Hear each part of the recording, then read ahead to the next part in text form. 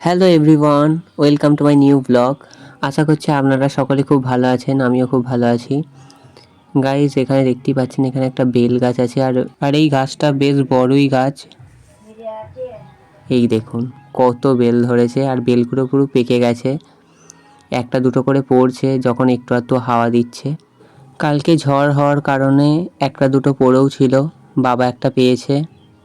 আর গাছটাতে আবারও কচি কচি প্রচুর পাতা হচ্ছে, কত সুন্দরভাবে বেলগুলো পুরো পেকে গেছে। এই গাছটাতে একদম বেশি বড় বড় বেল হয় না, ওই মাঝারি সাইজের মতো হয়। আর এই গাছের পাতা নিয়েই গ্রামের সকল পুজোই হয়। গাইস, এই যে এইটা কালকে বাবা পেয়েছিল, ঝড় দিয়েছিল সেই জন্যে। আর কার কার গাইস বেল খেতে ভালো লাগে অবশ্যই কমেন্টে বলবেন, আমার তো বেশ ভালোই লাগে।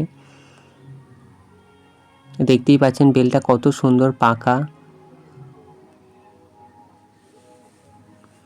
আর বেলটা গাইস ভালোই মিষ্টি ছিল। গাইস, দেখা হবে আবারও পরবর্তী ভ্লগে, ততক্ষণের জন্য টাটা।